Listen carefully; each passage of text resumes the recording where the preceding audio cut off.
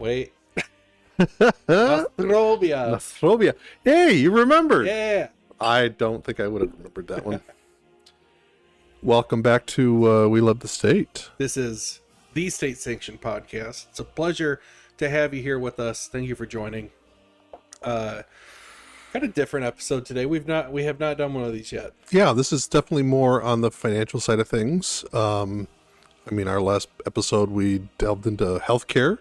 So we are continuing to kind of branch out on, topics for the podcast. And I think that's what I love about the podcast is on good or bad, the government has its fingers in everything, right? Mm-hmm. So there's really very few topics that doesn't have some type of government overreach or just waste, or nefarious purposes behind it. So I think people may look at healthcare and the financial institutions as different topics, but under the umbrella of the state, they're the same in many ways, at least. So you sent me a YouTube video. Yep. I sent you a YouTube video. So, this is somebody that I've been following, probably only for the last, 6 months or so, maybe. Yeah. 6 months. She started off as a photographer, then got into, kind of like looking at financial stuff. And now most of her podcast is around finance, but also involved in kind of like lifestyle and stuff like that. Yeah. But this podcast, I think it was the first one that I've heard that really touched on the subject around potential for the dollar to collapse. Yeah. So this will be our first reaction video that we've done. Yes. We're definitely interested in doing more. So we're going to kind of flush out the bugs, so to speak, on this podcast and see how things work out. So we're going to kind of watch the video and we'll kind of start and stop and interject our thoughts and opinions. I have not seen this yet, so this is all new to me. So, all right, you ready to get into it? Yeah, let's go. All right. The US dollar is officially over, or at least it will be very soon if certain countries have their way. Some of the world's most powerful nations have formed an alliance with the intention of ending the reign of the US dollar and potentially removing the West from the top of the global food chain. To do this, a few world leaders are planning to create a new form of money, a plot that includes Putin and Xi Jinping, as well as leaders of Brazil and India, Narendra Modi and Jair. Is she talking about World Reserve Currency status? World Reserve Currency status. Yeah, and not wait. Is this a digital currency, or would this just be another fiat? It would be another fiat, but there is talk about actually having this one pegged to precious metals. Really? So she'll get into this a little bit in the as the video progresses, but just to give some people some context, the U.S. dollar has been the world's reserve currency since the Bretton Woods Act, which was passed following World War II. So the act, to my understanding and knowledge, is that oil is going to be traded in U.S. dollars, and in kind of it's almost like a fee for service, is as long as the U.S. government is the world police and protects the OPEC nations, they will trade exclusively in U.S. dollars. Why that is the world's reserve currency is because every country in the United States needs oil. So to be able to buy and sell oil, they have to hold on to US dollars in reserve to buy that oil. So it has allowed the United States government, it's really spoiled us in a lot of ways. I mean, if you look at our manufacturing since the Bretton Woods Act started, is just dropped dramatically because we don't need to manufacture anything because we can sell the dollar and buy goods. And so as long as our printing press goes, people will give us stuff because they need the dollar to buy oil and sell oil. So it has given us... That's a hell of a racket, dude. It's a total racket. Oh my gosh. Total racket. There has been multiple currencies that have been, historically looked at as world reserve currencies. The British pound was for a time. The Dutch guilder was for a time. These were typically countries that were extremely profitable in world trade. So whether they actually created goods or not didn't matter, but they moved goods back and forth, and that's what gave their currency value. It's always been exploited, and it's always been the downfall of the country who's been granted that privilege. So you can kind of trace back most of the world reserve currencies and look at the country once they were granted that status, whether formally or informally. It's been the kind of the beginning of the end of that country, because it inevitably leads to excess printing of money, and inflation ends up being the downfall of the country. They just overspend. People stop trusting in that currency as the reserve. Wars usually get fought to try to protect it. We can see that, in the Middle East. In Libya, Gaddafi was actually talking about creating a gold-backed currency to trade oil in the Middle East. And he was dead within a couple years after proposing that. Because it jeopardized the US dollar. If we lose the reserve currency status, all the countries who are sitting on billions of US dollars, they don't need that money anymore. So they will flood the market with all of that money that they're just sitting on. And by flooding the market with dollars, it would collapse the US dollar, which would destroy America as we know it.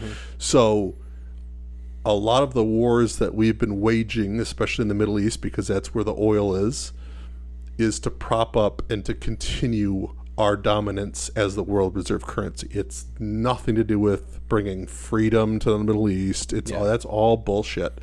It's about money. And it's videos like this that I really hope wake people up to what's really going on and not just what the media is telling us.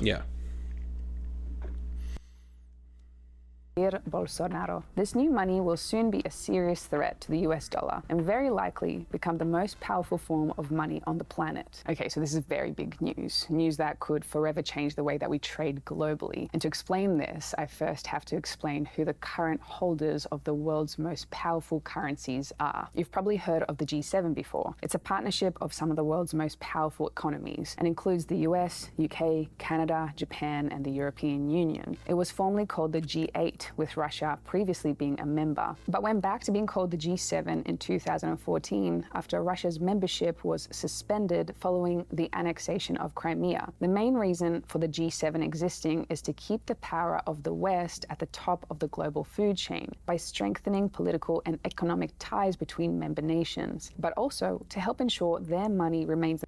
That's the fucking Illuminati. I mean, basically, it's hard not to draw comparisons, right? I mean, that's literally 7 countries their vested interest is keeping the dollar as the world's reserve currency because they all benefit from the U.S. dollar. Yeah. And if you look back at the 2008 financial crisis, and I think this is one of Ron Paul's last kind of hurrahs before he retired, is he did get a partial audit of the Federal Reserve. Yeah. And it showed billions of money that the Fed printed and gave to the IMF, the International Monetary Fund. Mm-hmm. And that was dispersed among the G7 banks. Mm-hmm. So we tend to prop them up more than anybody else. But they prop each other up with taxpayer dollars. Mm-hmm. So this is money that, if it weren't for Ron Paul, we wouldn't have known that went to the IMF and its membership banks. Mm-hmm. But it was stolen from the U.S. taxpayers. Now, we didn't feel the ramifications at that point.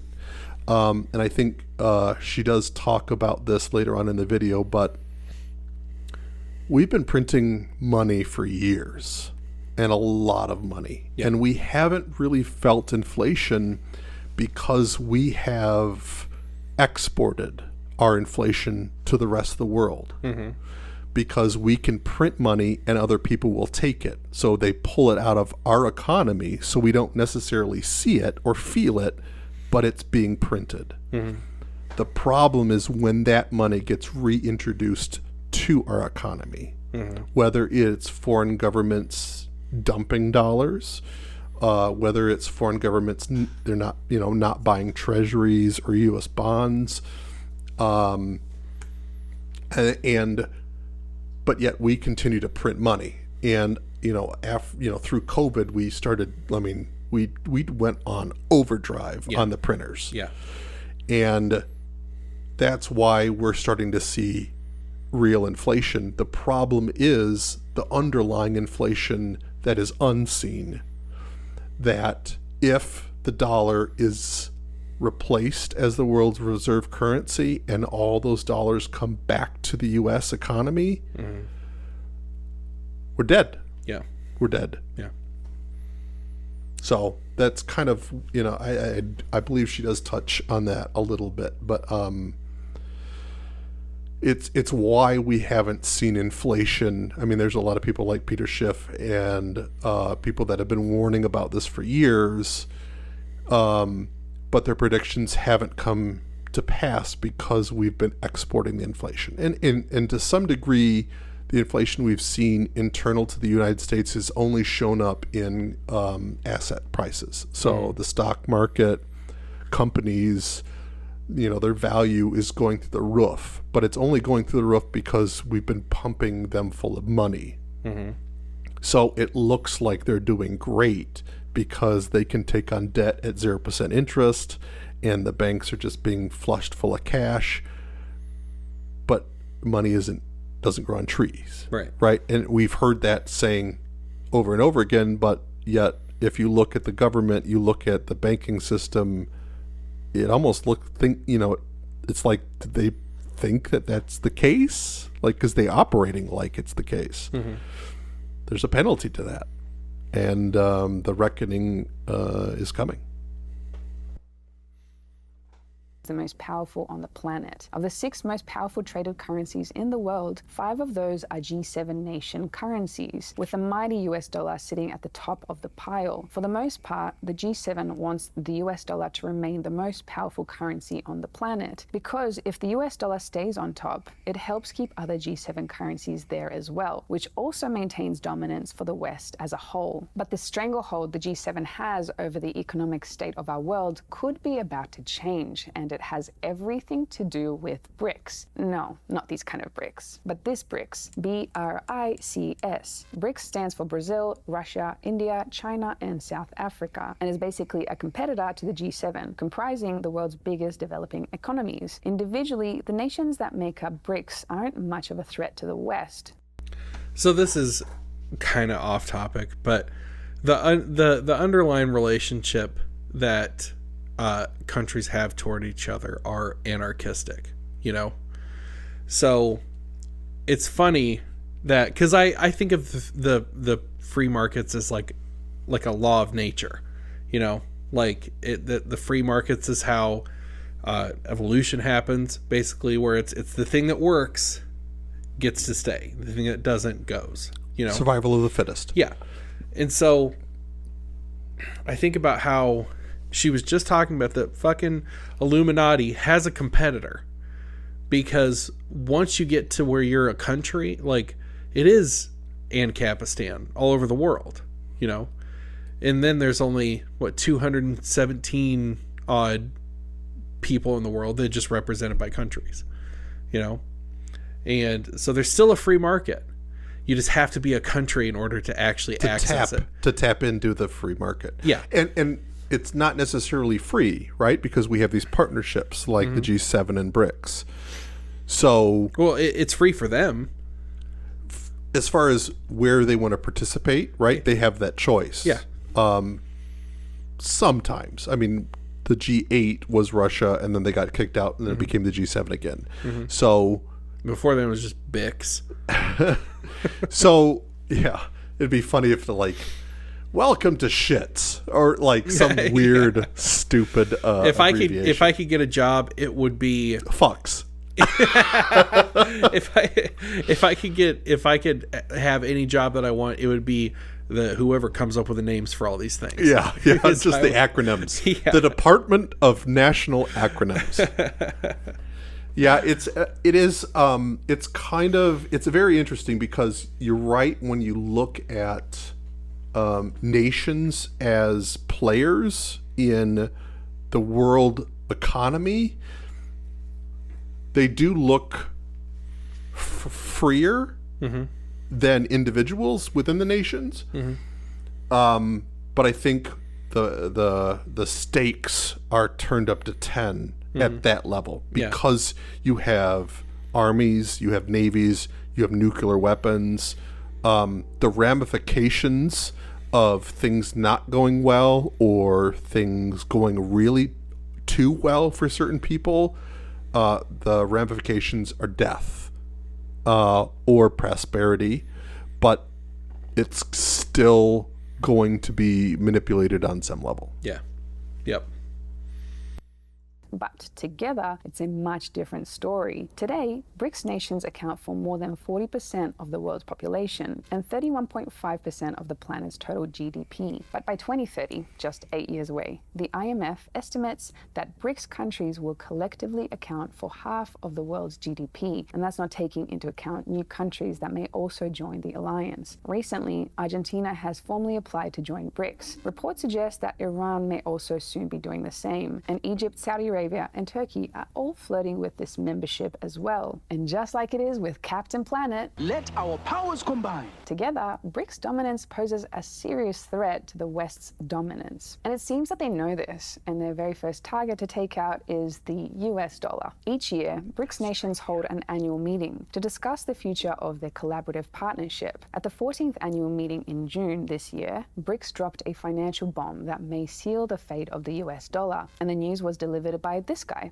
Vlad himself. Putin announced that BRICS plans to create a new global reserve currency, a form of money that will become standard in Brazil, Russia. So, this is terrifying, very concerning news, but ironically enough, it's because of the U.S. government, because we pushed Russia closer to China. Yeah. Instead of pulling them closer to the West, we pushed them farther to the East.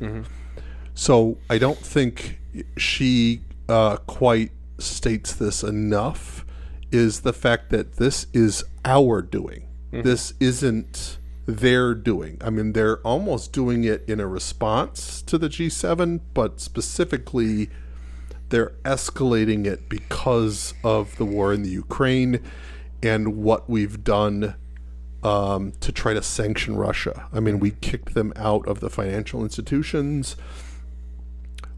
Countries are looking at the power that the U.S. holds over the financial system and are we really flexed our muscles more than we ever had before, financially speaking, when it comes to these kind of sanctions. Yeah. And I think that really made a lot of countries very nervous to say, if we're on the bad side of the U.S. government, look what they can do to us. So not just a coup, not just toppling governments, but crushing economies. So how do we avoid that? So BRICS has been, I think, just 5 nations for years. And all of a sudden, I think she talked about just this year, there's 3 to 5 other nations that are like, please let us join, because they're running away from the potential of being screwed over by the U.S. government. So let's say that World War III happens. All right. It's going to be BRICS versus G7, right? It probably, like that's the Axis the versus alignment the Allies, right? Makes sense. Yeah, the alignment would be based on the currency. I mean, especially if the currency is how you're getting oil. You're all in a world war. You need oil, right? You know, and you're talking about some of the most rich countries as far as mineral deposits, oil deposits. I mean, we're talking about China. They don't necessarily have a ton of resources, but they have the manpower. Then you got Russia, who's got a ton of resources, but doesn't necessarily have the manpower. Mm-hmm. Then you've got India, who has an abundance of resources, or not manpower with some resources. And like she just said, in 8 years, that's 50% of the world's GDP just in those 5 nations, or 6 nations. Now, if they bring in Iran and other disenfranchised nations, there's been talk about I think it's Saudi Arabia, that has been flirting with exiting the U.S. dollar and saying that they will start trading in other currencies. Again, this is the beginning of the end as far as the U.S. dollar being the world's reserve currency. And people don't understand. I mean, that's what our government has been afraid of for years, and that's why we have been in wars for years. Yeah. Not just, I mean, granted, it's a profit incentive for the military-industrial complex. So then, do you think that America is, like, because they have made some batshit crazy decisions with this whole Russia thing, you know? I mean, do you think that they're trying to spark a massive war? It's so hard to know exactly what the end goal is. It would look like it from the outside looking in. Mm-hmm. I mean, because we have done everything possible to piss Russia off, and we have stated over and over again, we do not want peace. Mm-hmm. There will be no negotiations. There will be no peace. Mm-hmm. And that's just like if you look back at like Vietnam, the government was never that brazen to just come right out and say, we want this war to go on forever. Mm-hmm. And there was protests all over the United States. And the government is doing that now. You know, I mean, I would hope there would be some protests, but the government is basically saying, we want this war to continue. We want more and more people to die. And we are not going to look for peace. And that's just, it's crazy to me that the U.S. population is like, all right. I'm going to throw my Ukraine flag on my Facebook profile and yeah, go U.S. Yeah. I just, like, where's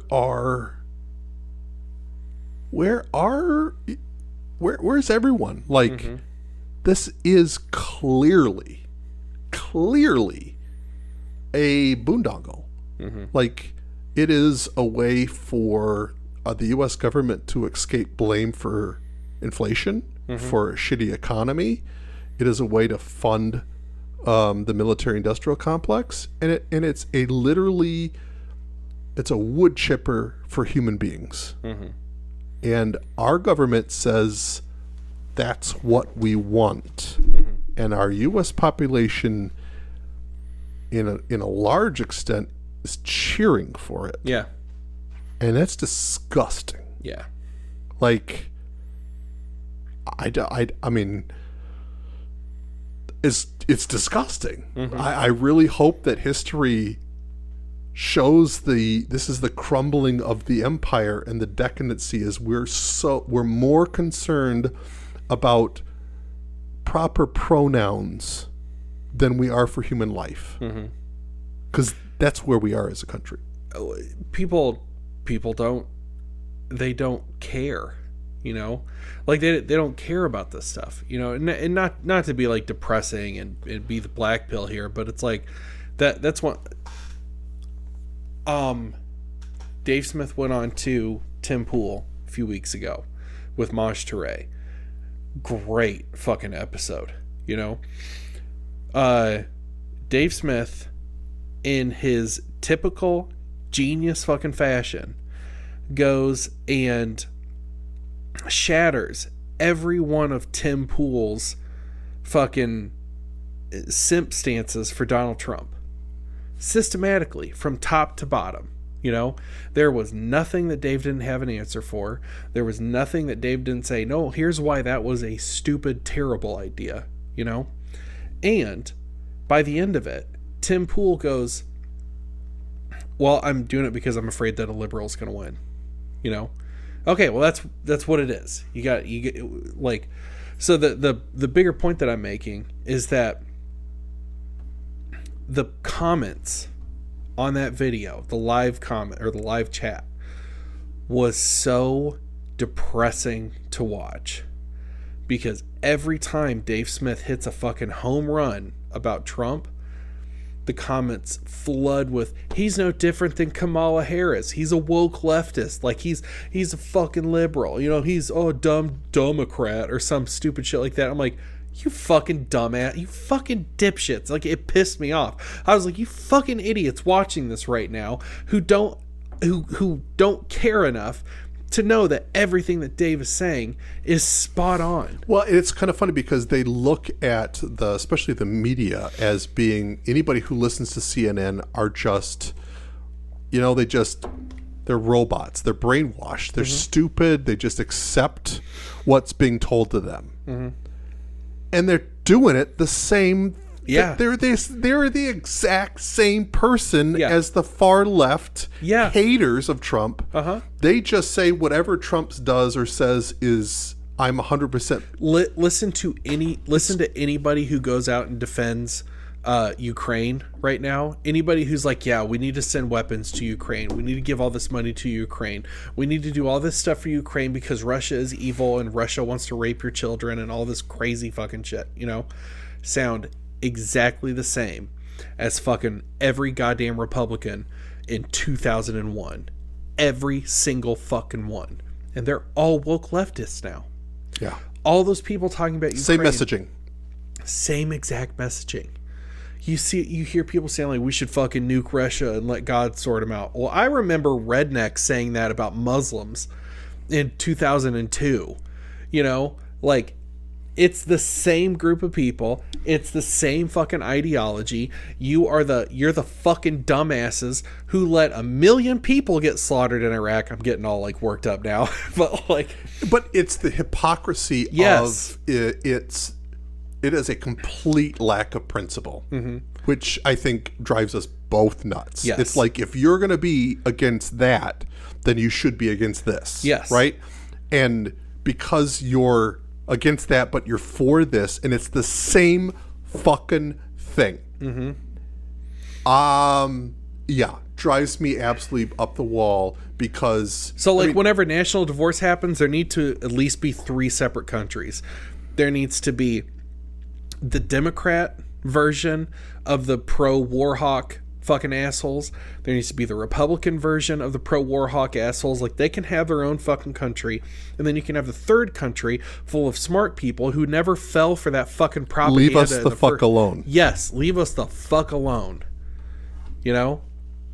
Because like, those kinds of people are like they're I don't know if what I'm saying is like really spicy or not, but you can tell me and I won't post it or whatever. But these people are like a real detriment to society. They're like a real fucking pro-war the pro-war neocons. The neocons, neolibs, like the war hawks, you know, and the people who support that, you know, and it like the thing that just pisses me off so much. I would love it for them or their kids to have to be the first people on the front lines. Yeah, and then tell me how much you want to support Ukraine when your fucking 18-year-old son is getting shot in the face by a Russian. Right. Send your kid there. Go fuck yourself. Yep. That's where I'm like, if you were going to institute the draft, it should be the people with the Ukraine flags on their profiles. Yes. Like if you are going to be that supportive of sending billions of US dollars, send your kid. So the or way, go yourself. Or go yourself, yeah. So the way that I've always like sort of illustrated for myself war, and especially governments sending people to war, governments getting involved in wars and being able to send other people and not fight them themselves, is like, okay, so you're at your house and you can hear your neighbors fighting. Okay? And you just see a guy and his wife yelling at each other. And so you tell your son, hey, go over there and break up that fight. Or go over there and join that fight and take a side. All right? And so your kid might be like, well, why? It's like, because we need to spread marital love to that house over there. Like we need to make that house like our house. You know?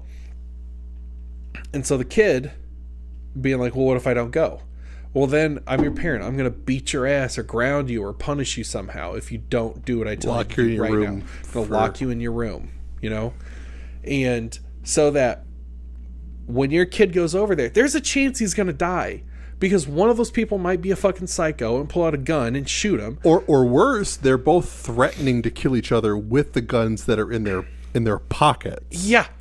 And you're sending your kid over there knowing that they both have guns. Actually, so even a better way to do it is you take some fucking stranger's kid and tell him to go deal with your neighbor situation. You know? Oh, that's easy. Who cares? Who cares about that kid? It's not mine. Right. You know? But that's a sickness. Yes. Like the complete devaluation of human life is a sickness. Oh, we're gonna go back to abortion, aren't we? Son of a bitch. Let's try to avoid it. We've already gotten way off topic for the video. I think that is part of the problem is we don't value life. Yeah. We do when it's ours or when it's our immediate families. And the problem is when it gets to that point, it's too late, right? Because if you're going to support the war, and all of a sudden there's a draft and now your kid has to go, it's too late for you, right? Because you've been backing it all along and now your kid's going to die. I remember being like 15 years old. Do you remember, what was her name? She was a big time anti-Bush protester during the Bush administration. Cindy Sheehan. You remember her? Mm-mm. So her son died in Afghanistan or Iraq. I think it was Afghanistan. Her son died, and it just lit this fire under her, and she started protesting the war. Anti-war, yeah. Yeah, and like got this huge following all over all of the news networks. You know, it was this big thing, and I remember all the people on the right were like, goddamn Terry Schiavo, she's a disgrace to her son. Her son's a patriot. He was fighting for our freedoms and stuff, blah, blah, blah, blah, blah. You know? And I remember being that young, because I grew up in a conservative fucking... I heard Sean Hannity's radio show every day. I heard Rush Limbaugh every day. I heard Glenn Beck every day. Clunk, clunk, clunk. Yeah. And every night we got home, I was doing my homework on the days I actually decided to. And my dad was listening to the O'Reilly Factor in the living room, you know? And so So I came from a very neocon household, and I remember this not Terry Schiavo, totally different controversy, Cindy Sheehan, and just being like, oh, that woman's such a bitch, you know? But now I think about that, and I'm like... But thank God for people like that, because it is amazing how many people who lost their kids and was like, you know what? He or she was a hero. They died for democracy. They died for the United States. And that puts them on a pedestal, which only perpetuates war. Mm-hmm. And I get But she wasn't like that. She blamed Bush. She's like, my son died for nothing. But I don't think that there are enough Americans like that. Yeah. Because I think it's the easy way out, because it calms yourself. Yeah. My son or daughter's a hero. Mm-hmm. They died to protect the United States and our way of life. Yeah. And I think it's a shitty pill to swallow because you lost a child. Yeah. But it makes it bearable. Less of the shitty taste in your mouth. Yeah. Than saying my kid died for nothing. Yeah. So imagine how someone feels and they lose their kid in some war. I like trying to put myself in that person's shoes.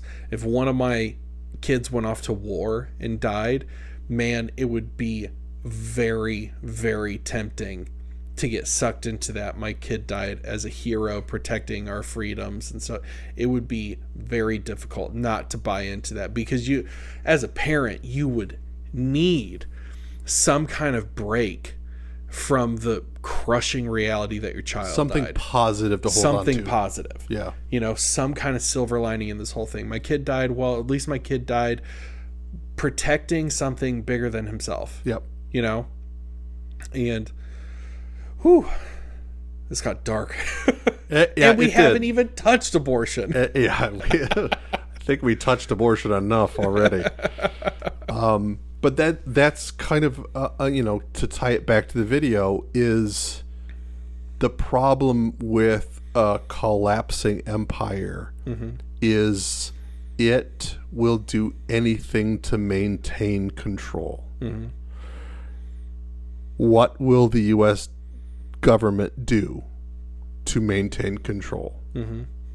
As things progressively gets worse for the U.S. dollar, and that's a scary thought, because war is usually, what is it? The saying, war is the strength of the state, war is the health of the state. Yeah. It keeps presidents, it allows them to get reelected. Mm-hmm. It inflames nationalism. It is a tool for control. Look at the Patriot Act and, everything else that we've done in the sake of protecting Americans. Mm-hmm. Fuck John McCain. Yeah. Just thought I'd throw that in there. Rot in pieces, you warmongering, horrible person. Yeah, it's a scary thought. Mm-hmm. All right, let's go back to video. All right.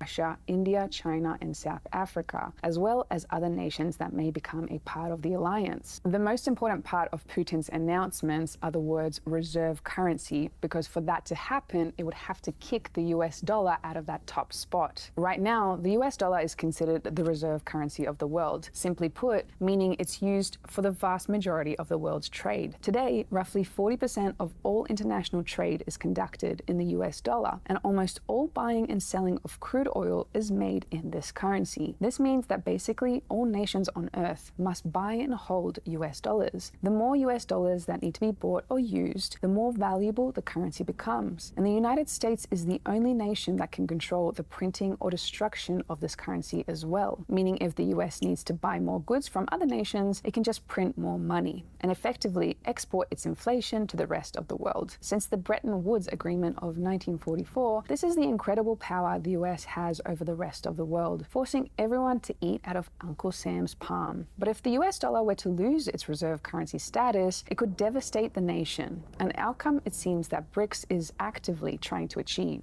So how will this new money created by BRICS work exactly? Well, I'll touch on that in just one second, but first I just want to mention that we have a newsletter of 75,000 people that people just love. They love receiving extra financial gems into their inbox. That's fucking wild. That's crazy.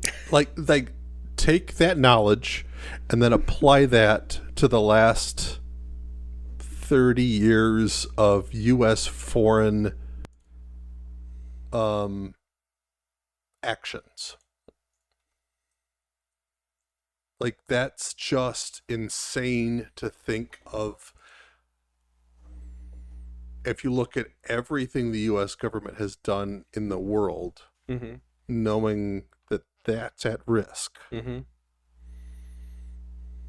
I don't know how you don't completely change your viewpoint of world politics. Yeah. I don't know how you hear this shit and don't immediately, like, not to go back to sounding like an infomercial, but I don't know how you hear this stuff and don't immediately go like, okay, I'm going to go register as a libertarian. You know, oh, I'm immediately an anarchist. I don't understand how people can hear that. Actually, I do. It's because people don't get it. You know, they're so ingrained of fearing the other side. And that's the only thing the two parties have left to get people to vote for them, is the fear of the other side winning. That's why everything's so crazy right now. Nobody votes for who they like. They're voting against who they're scared of. Yeah. Dude, that's really interesting. It's the last card that they have to play is just making the two sides fear each other. That's why everybody fucking hates each other right now. Yep. Wow. That's the spiraling the drain. Wow. Currency. So once launched, this is probably how it would work. Hypothetically, let's call this new money BRICS bucks. According to Putin's announcement, the new currency would act like a basket containing the value of the 5 BRICS nation currencies, making it semi-decentralized and more stable than the US dollar. And to give the currency even more power, it's possible BRICS bucks could also be backed by gold. Since the first BRICS meeting, the 5 BRICS nations have been buying up gold like crazy, increasing the supply by several 1,000% per year. And this doesn't even include the recent discovery of up to 12 trillion worth of new gold in Uganda. In other words, more gold than the combined total of the world's supply today. All right, I'm rooting for the BRICS. She's going to touch on this, but China has been given complete access to mine that gold. I'm rooting for the BRICS. Does that make me a traitor? If they have gold-backed currency, yeah, but I can't remember the term for this, but it's basically we know what's going to happen. We just want it to happen sooner rather than later. Yeah, and there's a term for that. I can't remember what it is. Well, it's definitely anticipation, but it's futurism or something like that. It's basically saying we want the future to happen faster so we can then rebuild after the collapse. And you know, that's where this whole idea of the convention of states, but definitely the when the states break up, not what is that called? Balkanization? No, when the United States national divorce. Oh, okay. Yeah. That's where national divorce. So like a few weeks ago, you and I were talking, and I was like, yeah, I think we should try to stabilize it and then systematically tear it down. And you're like, no, we need to treat it like a Band-Aid. Rip it off. Yeah, we need to rip it off. We need to get it done now before it gets worse. Right. And that's kind of where, like, we can see that the Band-Aid is peeling, right? And so we're like, well, let's just rip it off sooner because then we can get to healing. Yeah. It's videos like this that, like, we know the Band-Aid is falling off. So why not just rip it off sooner? Yeah. Now, I mean, we don't have a whole lot of control, especially at the individual level, of how quickly the Band-Aid gets ripped off or how quickly the end happens. But granted, the U.S. government is doing everything it can. I mean, so there is kind of, ironically, there's a little bit of me that is like, go Biden. Go Brandon. Yeah. Like, fucking ruin it all. Yeah.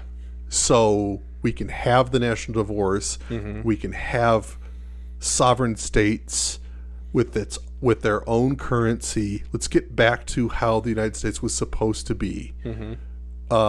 Because I kind of look at it as a U.S. reset, not necessarily a national divorce. I mean, the United States was only supposed to be a collection of sovereign states that were joined together for trade and defense. And that was the only purpose of the federal government, was trade and defense. Yeah. If this forces that type of a reset where the states go back to sovereign states and based on maybe proximity or ideology, they form smaller groups, whether it's based on trade or whether it's based on ideology. Maybe like California and a couple states want to institute, a national health care service, but the other states don't. Let's get back to that, where we can start experimenting. It gets us that much closer to the actual free market. Right. That much closer. Because now instead of on a countrywide scale, it's on a statewide scale, which is way closer to an individual scale. Right. It brings government a lot 2 closer million, to the person. 4 million people versus 350 million. Right. Like that's way closer to self-governance. To self-governance. Yeah. How long do you think it's going to be out of the 50 states? After, let's say, balkanization, let's say all 50 states turn into their own independent 50 sovereign countries, Well, let's finish the video and then let's talk about this is totally how it could play out for the U.S. Well, let me ask you this before I do, because Okay. this is not at all related. Oh, okay. Which state Abortion. of the 50 which state out of the 50 is the first to become a third world country? California. I was thinking California or Oregon. No, California by far. Yeah. I mean between San Diego and Los Angeles, they're already third world countries. And so if the state was on its own financially, it would bottom out. Man, it wouldn't take long at all. Because, if they were given full autonomy to institute all of their progressive ideology, it would take Los Angeles and say, let's duplicate that across the entire state. Because that's what they would do. And so Los Angeles would become. Do you think the rural Californians revolt against Los Angeles? Northern Californians, I can see them trying. Again, like looking at if secession happened, I can see Northern California being like, you're destroying everything. We're seceding and we're going to form our own state. And so they could be the state of Northern California and be its own state. That's what's happening in Oregon right now. It's being tried. I think there's been talk of the UP. They've had discussions about trying to form their own state because they don't feel represented in Michigan. Well, that's what's going on in Oregon right now. Eastern Oregon is trying to secede from the rest of Oregon and join Idaho. And that, I think those things would only gather more and more steam and legitimacy if the United States dissolved. Because it would just take that dissolution. Is that the plural form of dissolved? And expound it into the states as well as the country. Because I think you would see all of that happen. Because I can guarantee you if the United States dissolved and California said, all right, we're going to have our own Federal Reserve, we're going to have our own, all of a sudden the northern part of California is like, oh, things are going to get worse faster because we don't have the protections of the U.S. Like Declaration of Independence and Bill of Rights. We're going to have to live under the state of California's laws, and that would only make them be even more. And again, hopefully this all happens peacefully. I think in Oregon's case and in California's case, I think it's a totalitarian state already, and I could see them trying to use military force to prevent the state from breaking up. Yeah. Especially if the northern states have a lot of money, and that's taxable income that they want to redistribute. And if they're trying to pull away and they just get stuck with San Diego and San Francisco, not San Diego, but San Francisco and LA, maybe they go to war within California. I don't see a breakup of the United States turning into civil war, but I could see individual states trying to stay together with war. Yeah. New deposits that will almost exclusively be mined by China, meaning for the first time in half a century, we could again have a currency backed by gold, which on its own would almost instantly make it the most valuable money on earth. Now, the United States is likely pooping its pants at the idea that BRICS wants to create its own currency, specifically if this currency is backed by gold, because it would mean very bad news for the West's control over global economics.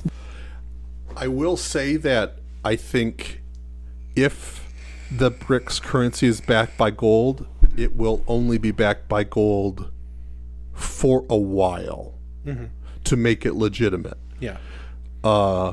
Governments don't want restrictions on how much money they can print.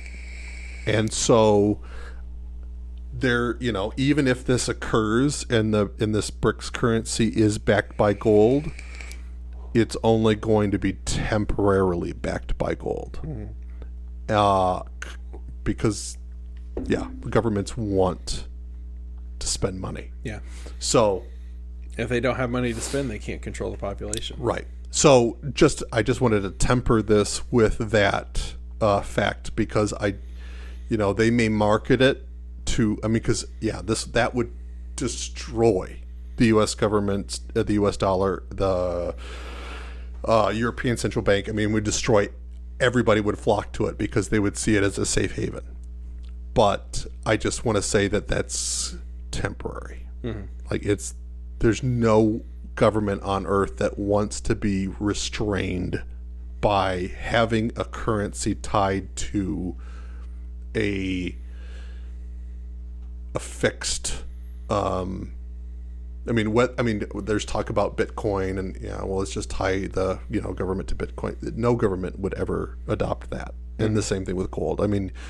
Even the U.S. dollar, but before we completely destroyed the Gold Act in 71, there was multiple times where we devalued the currency and we said, all right, now $1 is pegged to 30 ounces of gold, and then the next time, it's 60 ounces of gold. And so, or 10 ounces of gold, whatever it is, but it allows them to print more money. So unless you have it written in stone that a government cannot separate the printing press from the gold standard or from whatever it is that you're backing your money, your paper money by, every government will end up devaluing and eventually, and I can't remember which podcast, but there was this guy that was really a big fan of Bitcoin, and he said that the gold standard was a failure, and that's why Bitcoin would be better. But I'm like, no, the gold standard was a failure because the U.S. government abandoned it. Yeah. It wasn't a failure when it was working, when we actually had a gold standard. It only failed when we left it. It worked great. The problem is, I think even Lincoln left the gold standard in the Civil War. And if you can leave it in in times of trouble, you can leave it in times of plenty, right? And who knows? I think that if we, looking at like our, libertarians' ideal economy and governmental structure, you have to lock down and take away. You have to divorce money from government. Yeah. Separation of state and economy. You have to, and it has to be lock solid. And there's got to be somehow there's got to be built-in severe consequences. I mean, even the U.S. and I don't remember if it's the Constitution, Bill of Rights, but I mean, it's basically says there will be no other money in the United States outside of gold and silver. Like, it's explicit, and we still abandoned it somehow. Got around from it. So, yeah, I mean, once a government starts abusing currency, the end is all but inevitable. Yeah. But on the other side of the coin, it would mean very good news for the economies of the BRICS nations. If a BRICS currency was created, it will give these 5 nations a better grip on the economic future. They could control more of global trade and wouldn't need to buy or hold the US dollars. The economies of BRICS nations would also no longer be easily manipulated by the US government, and the US would no longer have any power over their money, and would also give BRICS nations an almost unmatched level of economic stability. For example, if the economy of the United States falls, the US dollar is weakened as a result. But with 5 countries combined, this wouldn't happen to a BRICS currency. For example, if the economy of Brazil would go into decline on its own, the BRICS currency could still rely on the stability of the other 4. This could make a BRICS currency much more stable than the US dollar, meaning it would become much more attractive for other countries to trade with it as well. Long story short, a BRICS currency could easily dominate the US dollar, and this is very big news. However, it's not the very first time that the power of the West's money has been threatened, and the other time actually wasn't so long ago in human memory. On the 19th of March 2011, a NATO-led coalition staged an intervention in Libya. The force was made up of several nations, but primarily was led by France and the US. According to the UN Security Council, the mission was a humanitarian one, designed to prevent another civil war breaking out in Libya, and to end alleged crimes against humanity being perpetrated by Libya's leader, Muammar Gaddafi. However, there might have been other reasons for the invasion of Libya, and as you might expect, it has everything to do with money and power. Prior to the invasion of Libya, there were rumors Gaddafi had plans to unite Africa, and according to unclassified emails released via the US State Department, he aimed to do this by creating a new African currency, a currency backed by gold called the African dinar. This new currency could have seriously threatened Europe's power in Africa. This is because at the time, and still today, over a dozen nations in Africa used the CFA franc as their currency. Called Francophone countries, these nations are former colonies of the French Empire, and the CFA franc is pegged to the euro. It gives Europe significant economic control over the nations that use it. Also, the countries that use it must also hold significant deposits with the French treasury. If Gaddafi was successful in uniting Africa under the gold dinar, it would have weakened the power of the euro, and also diminished Europe's economic control of the region. And according to the leaked emails, this is exactly what French President Nicolas Sarkozy feared. Allegedly, Sarkozy had 5 main aims of invading Libya. These all revolved around keeping a steady flow of oil going to France. Dude. So, anybody listening, you need to tell your statist friends that just about every horrible atrocity that has happened over the last century could probably be directly tied to currency. That guy got butt fucked with a sword,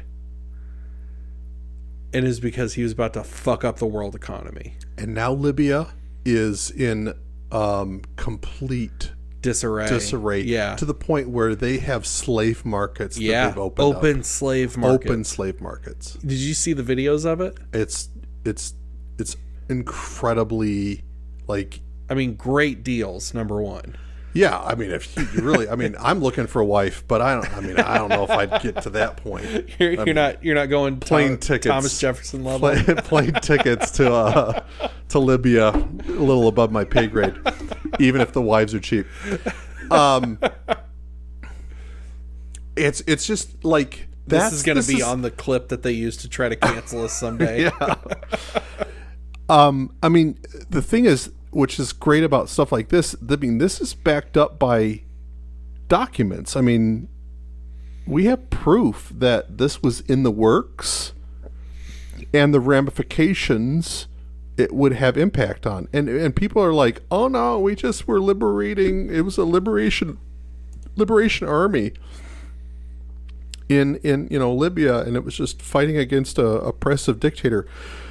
By the way, a dictator that we put in power. Mm-hmm. But God forbid the dictator that we put in power goes rogue and wants to do something good for his country. Right. That's wild. But and one thing that I didn't realize is how much France stood to lose in this. I didn't realize it until I watched this video about all the countries that are using the franc, which is pegged to the European, Union, and if all of that were to transition to another, monetary system, how much France stood to lose. Because I do remember France being integral part of the invasion, and I was like, that's a lot of French troops and air forces, and and I was like, why is France so involved in the Libya issue? And nobody said anything. God forbid the corporate press actually. Maybe Libya had a lot of baguettes or something. Yeah, or they're making new baguettes that were even better. But it comes down to the fact that like this would impact France more than any of the other countries because of the African countries that are still using the franc, which is pegged to the euro. I was like, oh, and it's sad. I think a little like I think Americans, especially post-Trump, kind of they see behind the curtain, and videos like this, like Dave Smith, like there's so many, Joe Rogan, there's so many great podcasters out there that are showing people what's happening behind the curtain,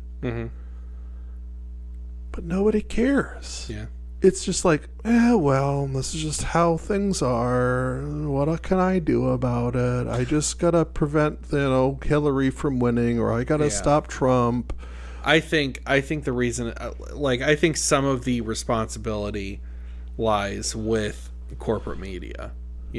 It is, but at the same time, there's some responsibility that I put on individuals where I'm like, you need to fucking wake up a little, for Christ's sake. Because there are a lot of alternative views out there. If turn off CNN and go on to YouTube. They're not Russell very far Brand. away. Russell Brand.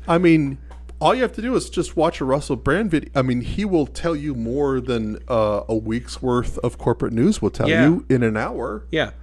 It's not hard to find what is really happening out there. If just look.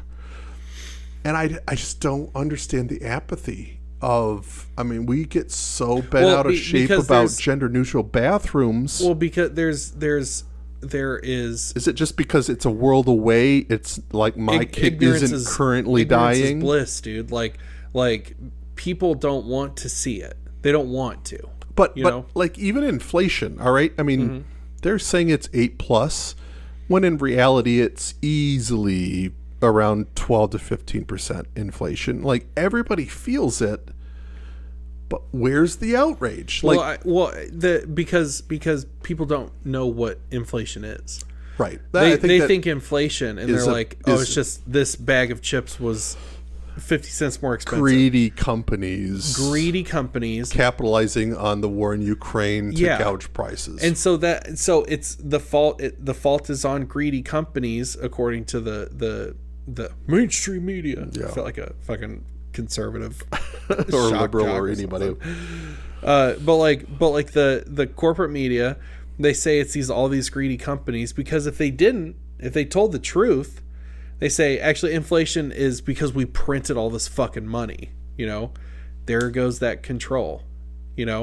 Because if every American was like, oh, things are so expensive because all this money was printed. Do you think that there would be? I wonder. Like, the apathy in the United States is so bad. I don't know what would happen even if everybody was like, it's the Federal Reserve's fault. Mm-hmm. But I mean, would they do anything about it? People have been apathetic forever. Yeah. And it's because of, like, you can probably trace this back to the Federal Reserve. I would say you could ultimately trace this back to the federal government, but everything's the federal government. So anytime I get a fucking sunburn, I'm like, goddamn government. Yeah. Well, from a libertarian perspective. Yeah. But like, I really do think it goes back to the government, because I think of this saying, the greatest trick that the devil ever played was convincing people he wasn't real. That's brilliant.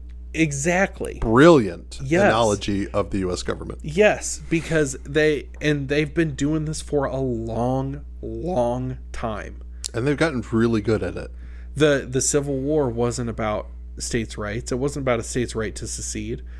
Well, it wasn't about slavery. It was about states' rights. No, it was about slavery. It was about keeping the Union together, and it was about freeing those slaves, Ben. That's what the war was about. It wasn't about Abraham Lincoln's dictatorial rule over the southern states. It was about slavery. Right. It wasn't about all the tariffs that tripled under, the U.S. government, and they were saying, well, all of the imports are going to cost you how much more to feed us. Mm-hmm. It wasn't about, that would be another great podcast, is to talk about the War of Southern Secession, because that's really what it comes down to. Slavery was the tip of the ice. It was kind of the straw that broke the camel's back. Mm-hmm. But we don't talk about everything that led up to that point. Yeah, and it's because, and the reason that we don't is, as soon as everybody has been brainwashed to where, as soon as you say the Civil War wasn't about slavery, you are a pro-Confederate, pro-slavery, racist, piece of shit, white supremacist. You're a KKK member. But it makes killing your brothers and your neighbors more palatable if you did it for the sake of slavery. It's easier to shoot some rando from Virginia if you know that he owns people. Whitewashing history. Yeah. Which is what the victors always do. Like, the history is written by the victors. And that's, like videos like this. We are currently living through a period in time that I think will go down in history as being some of the most life-changing moments in history for the world. Mm-hmm. That may result in nuclear war, which by far is going to be insane. Yeah. And may end life as we know it. Or it could be, the entire world's monetary systems being reset. Mm-hmm. And that could totally change the world as we know it. Yeah. A lot of different factors, but this is a time in life where in 10 years, people will look back and go, holy shit. Yeah. Absolutely. All right, let's wrap this video up. France and maintaining Europe's power in Africa. Sarkozy's decision to overthrow Gaddafi was also heavily influenced by how much gold Libya held. None of these reasons match up to the public story that the invasion happened for humanitarian reasons. In the end, Libya's government was toppled by NATO forces, resulting in the eventual execution of Gaddafi himself. More than anything, I think this just shows how important the power of currency is, and what some nations are willing to do in order to keep their place on the global currency currency hierarchy, and it also illustrates why a currency designed to threaten the power of the G7 nations is such a big deal. So what can we learn from this whole BRICS situation? Well, to me, this is a lesson in stability and diversification. A BRICS currency would likely become one of the most stable currencies on Earth, especially if it's backed by gold. And its power would also come from the fact that it would be diversified over economies of several nations instead of just one. Now, we might individually not have the power of nations, but we can all learn from the steps BRICS is taking, like diversifying our investments or making them more stable. For example, by investing our cash across multiple different currencies or many stable asset classes, and staying away from more risky bets that may put our investments at risk. And for increased stability, you can also do what BRICS does, and what I do as well, by investing a portion of your portfolio into gold, one of the most stable forms of money that has ever existed. And maybe a final lesson. If the BRICS currency does become available, perhaps it might be a good investment, something to research further into, just like I'll be researching for myself to find out the nitty-gritty about it and decide if I want to put my investment there as well. If you enjoyed this video, you might also enjoy the recent video we made about how a lot of the US dollar's power is tied to oil as well. Click on your screen now to watch. Right. Thank you so much. So she basically went on and immediately said what what I said, just in a much smarter and more attractive way. Yeah, but bigger teeth. being I believe she's Australian or New Zealand, one of the two. Mm-hmm. And she's not hard to look at, so this double benefit. Anyhow, like, I mean, that is, a big reason why I am a big proponent of gold and precious metals. It's decentralized and it is physical. Yeah. That's one of the huge downsides to Bitcoin that I see. Even if you store your ledger on a zip drive, it's electronic. Yeah. And I mean, if an EMP happens or something, or you drop it in water, it can get erased. all your money's gone. Yeah. There's always, the Bitcoin people like, well, if the government comes and raids your house, they can take your gold away too. And I'm like, it's not going to happen. I mean, even when they made gold illegal after with Nixon, and they were like, turn in all your gold, there was a lot of people who kept their gold. Yeah. And they didn't have, no one was raiding houses to take gold. It's not, I mean, well, not going to happen. Well, to kind of give a little bit of a defense to Bitcoin, who's to say that they wouldn't? It would take, if the government needs money, and if they're like, we're confiscating all the gold, yeah, but say that raids only wouldn't works happen? when the fiat currency is pegged to gold. So if they were to try to institute a new US dollar that was pegged to gold, and they wanted to confiscate gold to do that, I guess it's possible. The US government's never going to return to a gold standard. Looking at the what if scenario, I look at this as the US government already has a plan B if the US dollar falls apart.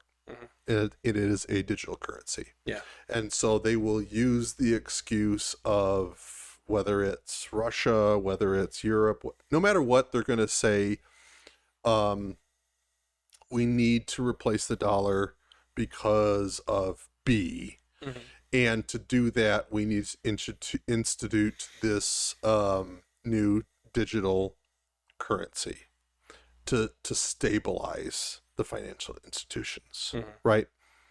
It will be justified, and it will be a way for them to institute, which is kind of ironic because Bitcoin paved the way for this. Because Bitcoin gave them the ability and the technology to make a digital dollar and to have them have the amount of control. So it's kind of funny that a decentralized currency paved the way, or is paving the way, for a centralized digital currency that will be able to restrict freedoms more than we've ever seen. Yeah. Because they will be able to track every dollar spent. They will be able to turn on or off your money based on what they believe you should spend. They will be able to, there will be no escaping taxes because they will have the ledger will be right there for them to see everything you spent because it will be on a blockchain. So all of the people who are just proponents of Bitcoin, and Bitcoin is going to save us, and it's going to be the new currency of the U.S. government, and blah, blah, blah, all this pipe dream bullshit. You're only paving the way for the next level of totalitarianism by being a proponent of this technology that is going to be used to control you. And, I will fight with any Bitcoin hodler or proponent out there because their only defense is, oh, nobody can, fuck with the blockchain. No, nobody can break the encryption. Just wait. Just wait. That sounds like a challenge. It's going to happen. All right. It's going to happen. So what do you think about this? What do you think about debating Bitcoin enthusiasts? I would love to. I'm not an expert by any means, but I know what the U.S. government is capable of, and I know what their end goal is. Their end goal is only to grow in power and control. Yeah. I think anybody, even proponents of Bitcoin, will accept that as fact, right? Yeah. But for some reason, they think they can hide behind the shield of Bitcoin, and then they'll be invincible. Yeah. It's like, you haven't studied history if you think Bitcoin is going to save you. Yeah. You haven't. And only money that you can hold in your hand and bury in your backyard if you want to is the only way you're going to save yourself from what's coming. All right. Well, on that high note. Yeah. Well, let's wrap things up. This has been an interesting episode. I want to do more like this. Yeah, these reaction videos are great because it gives you immediate. See, now I can't wait for the next time that Biden says something retarded because I'm like, we're doing a fucking reaction video. It gives you immediate context, but it also gives you the ability for immediate feedback, which is this is great. Yeah. And I think, it's basically these days it's an endless supply. Yeah, for sure. All right. Well, guys, thank you so much for tuning in. We really, really appreciate all of our listeners. Our numbers still keep climbing. We've sold a little bit of merch. We're very excited for the future of the show. I think there are big things in our future. And just remember, it all started in a fucking garage. Like so many great companies and endeavors. So thank you for being a part of the ground level experience. We're going to make sure that you are all continue to be supported and on board with this. And thanks for listening. Thanks for watching. And until next time. Hell yeah. We should probably do some plugs. If you want to follow me on TikTok, you can follow me at Andy Coons, Koons. If you want to follow me on Twitter, that's where I say a lot of things that I'll get banned off of TikTok for, ironically. At Andy_Coons, Koons. You can follow We Love the State on Instagram. You can find our Facebook page. You can follow, or you can find our podcast anywhere where you get podcasts: YouTube, Apple, Spotify, Amazon, Stitcher, all of them. Check us out on Locals. We're going to try to do more and more things on Locals, kind of like behind the paywall episodes and giveaways. So yeah, check us out there. I think subscription is $5 a month. Who can't afford $5 a month? Yeah. Also, if you love the state, join our Locals. $5 a month. Yeah. Yeah. That's way less than you're paying in taxes to the state. So yeah. You can find me on Instagram, Picture This 1979. and also on Facebook at Ben DeJong, DeJong. And feel free to reach out. You can contact us through our website. So if you have suggestions, ideas, feedback, Ooh, yeah. feed the machine, and put a comment in on YouTube, send a message on our website, anything that we can do to get the conversation started. Yeah. We'd love to hear from you, and we will continue to love to hear from you. Hell yeah. Thank you guys. Nostrovia. Nostrovia. Peace out, guys.